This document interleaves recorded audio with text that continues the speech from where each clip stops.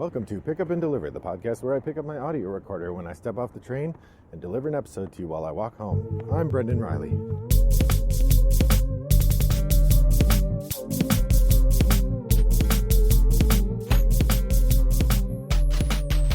want to hear a dirty little secret? I don't start the audio recorder when I step off the train. That's not actually true. I start the audio recorder 1 or 2 stops before I get off the train. I record like 5 minutes of miscellaneous train sounds before this episode starts because I don't want to have to mess around with my recorder while I'm walking home. So I get it all hooked up. My recorder is actually an old cell phone, which is just on airplane mode and has everything removed from it except for an audio recorder. And then I just have a lav mic that I plug into it and I clip on my lapel and I record as I walk home on the old phone. Then I upload it to my Google Drive when I'm done with that. So that's the secret to how my podcast is made. Now you know how it goes, and I guess it's time to say welcome back. We're beginning season 5 here on Pick Up and Deliver. I have done 400 episodes of this show, which feels like both a lot and went really fast. I guess this means I've been doing it for 4 years now, and I really enjoy getting to talk to you. I'm looking forward to the next year, and so I thought for this first episode, what I would do is talk a little bit about what's coming up in the next year for me as a board game designer, for me as a board game player and reviewer, and for you as podcast listeners, and for me as a board game podcast host, and thus, obviously, for you as listeners. Hopefully this will be a fun way to start the year.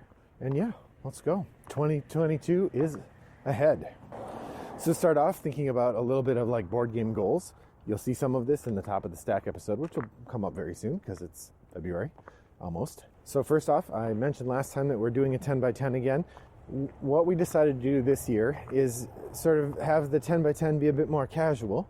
So over the course of the first couple months of the year, we're going to slowly decide what we want to play.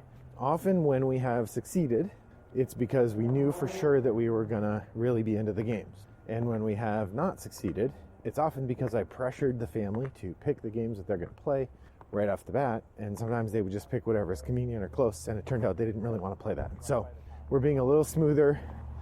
It's maybe a little more cheaty, but it also means more likely that we're actually going to make the 10 for 10. So that's the plan. I'm just going to slowly fill in the games. So as part of the top of the stack next time, I will share what games are on there, and as we go along, we'll add more. A couple game goals. In terms of plays, including my online plays, which, this year I crested 800 plays. That seems unlikely to happen again. But I thought 712 seemed like a good number. Or 730, which is 365 times 2. Seems like if I average 2 games a day, that's pretty great. Of course, most of those are going to be asynchronous board game plays online, but still plenty of table games as well. That seems like a nice number. And I really enjoyed playing 100 new games last year. I'll aim for that target again. Although last year I didn't really aim for it, it just kind of happened. And that's probably, my guess is if I aim for it, I'm not going to make it. But we'll see. And then finally, I really want to reduce my shelf of opportunity. It's outrageously large. I've been doing a good job of reducing it. So part of that, there's 3 goals that are going to go hand in hand here. One is I'm just going to buy fewer games this year. That was the start of the goal last year, and then things accelerated as the year went along. I'm going to try to do better to sticking to buying fewer games this year, particularly new games. If I find a copy of something at Goodwill, so be it. But I still did buy quite a few new games last year, and I think it just would be better all around if I didn't. And then combined with that, I really want to bring my shelf of opportunity down to a respectable level, which is going to be 20 games or fewer, I think is a good target. That's going to mean a massive effort on my part, but I want to do it. And then finally, the third thing is I really want to bring the collection size down. It's gotten a bit out of control in the areas where we keep games at our house. There's too many games. And so I think that as part of that, I'm just going to really work on bringing the collection size down to 500. I think 500 sounds like a nice even number that is still an absolute crap ton of games, but fewer than I have right now. So we'll see. I'm also I have a number of games that have moved to my school that are part of my collection at school, and so I need to make sure that I'm not marking those as part of my home collection because while I do own them, they aren't part of my storage issue at home, which is kind of the point of the collection. A couple other goals for general gameplay. I want to do better at my top of the stack goals. The last year it ended up being like barely half of the games that got played. I think this year I'm going to be much more deliberate in playing the games that I put onto the top of the stack with some effort. And again, these all kind of play off of each other. Like a Vladimir Suchy game, I do better at playing top of the stack. I'll do better at getting my shelf of opportunity down. I'll also discover games that I don't want to keep and get rid of them. And trying new games will mean I'm going toward my 100 games. Like it all fits. One thing that I haven't really done that I think I would like to do, and I think I said this last year too, but I really want to, is a bit more painting. I think it would be fun to spend a bit more time painting my miniatures. I have a lot of games with miniatures that would look much nicer if they were painted, and so I think I would like to do that. I need to get some new paints and maybe some new brushes that will be nice to use, and get a setup where I can do that while I'm watching TV, because that's really the big thing. Is the time that I would be painting would mostly be like while my wife and I are watching murder mysteries or something, and right now I don't do that. So that would be my painting time. So thinking about the podcast itself, Pick Up and Deliver, I did have a few ideas for the podcast going into year 5. Of course, I would be happy to hear any ideas that you have. You could send them to me directly or post them over in the podcast guild. I would love to hear any ideas you had to keep the show fresh and interesting. But a couple things that I really want to do. I really enjoy doing the games and culture episodes. So I'm going to try to bring a bit more energy to the critical discussion of what's going on in games and how games relate to culture. This is something I should be doing more of anyway, and in my scholarship I'm certainly going to be doing more of it, so it only makes sense that I'll be doing more of it on my podcast as well. I also would like to see not just the games and culture series, but generally episodes where I'm talking about gaming culture and the experiences of what's going on in gaming generally. I think it would be interesting and fun to do some more of those as well. So those are a couple pick up and deliver goals that I have. So the beginning of the year also brings a sort of reflectiveness that gets me thinking about episodes in the past, things that I've enjoyed that I've done in the past, and thinking about how I might like to do those in the future. One of my favorite episodes, so I'm just going to call out a couple that come to mind. One of my favorite episodes is the episode on the invisibility of workers and thinking about the game Brass. Brass is particularly interesting because of the mix of different things going on in the game, but at the heart of it is the idea of the Industrial Revolution, which was, of course, powered by human labor working with the machines. And that game really ignores the human labor part of the equation, focusing instead on the industrialists. I talked about this in depth in my episode on Brass and the Invisible Worker, and I think it was one of the more interesting episodes that I've made in the last few years. I also still am enjoying doing the Geek Asks episodes. I'm definitely not going to do more than 3 or 4 of them in a year. I think once every 3 months or so is probably the reasonable amount, because they are kind of silly. But I did thank you to those of you who reached out and connected with me on the forums. It was a delight to see more of those show up, to see the feedback about that episode and hear that in fact it wasn't stupid, or if it is stupid, it was enjoyably stupid. So there's that. As a teacher and a scholar, I've got some interesting things brewing in the board game world. This semester I am teaching a class called Tabletop Games as Literature, and I changed around the games that we're playing because originally, or usually, what I have taught is the first game that we play is Pandemic. And I picked that for a number of reasons. One is it's very accessible. 2 is it's very purchasable. So you can easily go to Target or Walmart and buy Pandemic. And since we start playing those games in week 2, it's really important that the people who get assigned to buy them immediately. And so we've always used Pandemic, or I have in the 4 years I've taught this class. However, last year I didn't use it, in part because we were online and you couldn't easily play Pandemic, but also because, we're in a pandemic. And this year I decided not to as well, not because I'm bored with it. In fact, I am enjoying it quite a bit, but rather because the literature component that goes with it, I couldn't see how to do that well. We are in the middle of a pandemic, so the nonfiction readings that we used to read about pandemics, which were about things like we'd read parts of Richard Preston's The Hot Zone, for instance, none of that applies anymore. In addition, one of the things to think about is how your students might engage with the texts that you bring to the table. Pandemic obviously is going to bring forward ideas about the pandemic, and odds are some of the students in my class know people or have lost people to the pandemic. So what would it mean to 3 weeks in a row come in and play a game connected so closely to a real world life event that's happening all around us right now? It just didn't seem reasonable. In addition, I've often used Sherlock Holmes Consulting Detective before, but I've stopped using that for a couple of reasons. One is that I use it in my other tabletop games class, and I definitely have students who take both classes. Two is that it takes too long to play. Now, this is a 3-hour class, but I don't generally give 3 hours to play the games when it's time to play the games. I give them about an hour and a half, maybe.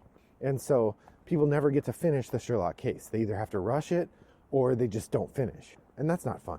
So this year I've decided to switch to another popular mystery-solving game so we can still write about the police and mysteries and so on. But this time we're instead of Sherlock Holmes, we're doing the Chronicles of Crime. The Chronicles of Crime is a contemporary game. It uses a phone and involves scanning things and solving mysteries. It's really interesting, and it should be a fun game for the students to play, but it is a new game for us to do as well. And then the third new game that I'm using, I've basically changed up the whole syllabus, I've seen a significant uptick in the number of students who have played role-playing games. There's a huge, about a third of the class said that they play D&D now, and there's a huge uptick in that kind of gaming. And so I thought introducing some of that gaming would make sense, but I also don't want to make somebody GM, because that's not really the idea of the class. The idea is to look at how games create storytelling moments, and in a game with the GM is kind of creating those storytelling moments using the tools of the game. So instead, I got Fiasco, which Fiasco takes a bit of effort to make work, but it allows for groups to tell stories together in a way that are exciting and fun, but also GM-less. So that's a delight. From a scholarship angle, I'm still working on my book about The Office, which I need to finish this semester. But I've also been contracted to write a book about Arkham Horror, the card game. So I've started thinking about what that's going to be like, and I'll start working on that this semester as well. So if you hear me talking about Arkham Horror, the card game, a bit more than I have in the past, it's because I've got an academic project to do about that game. And I'm going to be doing it. So more about that as it comes up, but I thought I would share. Finally, I wanted to share what's going on with me as a game designer. As you know, I've been working heavily with XYZ Game Labs, and our design Titania Ascending is still in the works. We had a bit of a slowdown. If you didn't back Titania Ascending, the CEO of XYZ Game Labs had a personal tragedy in December that basically stopped all our work for a month, and we're just sort of now getting rolling again. So we're a bit behind schedule, but things are looking up, and we're going to be moving forward with the game very soon. We also have another game that's continued rolling forward, and this is Bigfoot Roll and Smash. I've talked about this before on the podcast, but we got to show it off at PAX a little bit, and we showed it off, at PAX East, at PAX Unplugged, and online a little bit, and we're looking forward to seeing that moving forward as well. So both of those are my designs, and I'm looking forward to seeing how those evolve. My design partner and I are continuing to work on new things and continuing to push forward on those fronts. So I'll keep you in the loop as we continue. So finally, one of the podcasts I really enjoy listening to, Forgot My Dice, they do a predictions episode every year where they talk about things that they see coming that are going to be exciting or interesting or dramatic. And I didn't make any notes about this, but I thought it might be interesting to think about what are some of the things I see coming in the board game industry in the next year. So first off, I think that we're going to see a few huge games this year. I suspect that Ark Nova is going to continue to rise in its popularity. Obviously, I haven't played it yet. I did go pre-order it, but it seems like a game that has garnered a lot of buzz and will continue to do so as it starts to appear in the American market. Just everything about it seems to resonate for people and seems to suggest, this is a top-notch game. This is the game you want to be playing. Asmodee buying Board Game Arena is interesting. It'll be interesting to see if Board Game Arena changes tack at all. It hasn't so far as I can tell, except that it's got more games. They keep adding more and more games. I don't really know what the financial model of it is, except that by continuing to add more games, maybe they're getting more subscribers, sort of like Netflix. I wonder if there's a point at which they slow down adding things because the subscriber base is not growing fast, or is it the other way around? The subscriber base slows down because there's just so many games on there. It'll be interesting to see how the competing platforms emerge. I've heard a few rumblings about a Lada Chavatal heavy game in the sphere, and I will say that is my magic ask for the year. If I got to pick something that I would like to see happen, I would like to see a new heavy Vlada Chavato game, like a Dungeon Pets or a Through the Ages, something with a lot of meat on the bone, and it's going to make for a really good taste. Frosthaven is also due to come out this year. I think Frosthaven is going to be just as exciting as Gloomhaven was. I'm really hoping that my family will want to play. Gloomhaven we played for a long time, and then we kind of got burned out on it. I know my wife and I always enjoyed it, and then the kids kind of faded in and out of enjoyment. So when the new Frosthaven comes out, it'll be interesting to see who's on board and who's not. I think my son will really like the crafting element of the new game, and it'll be interesting to see how that resolves itself. As to other games that are coming out this year, I haven't heard very much about any other games that we need to keep an eye out for, but there's lots of really interesting stuff going on, and I think that this year will continue to be an amazing year for board games. Well, that's about it for my 2022 opener show. I'm looking forward to chatting with you all about it and hearing your predictions. You can head over to Board Game Geek Guild 3269 and share your thoughts about what's going to happen in the coming year in the hobby. I would love to hear your thoughts.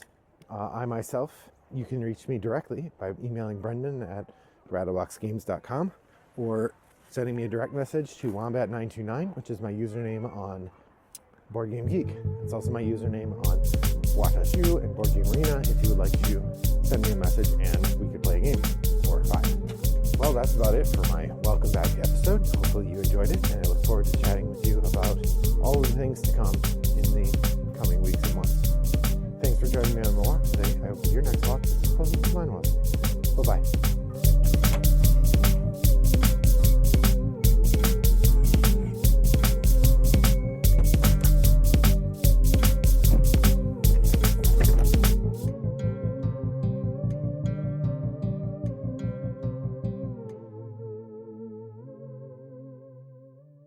Hi, Yum Yun.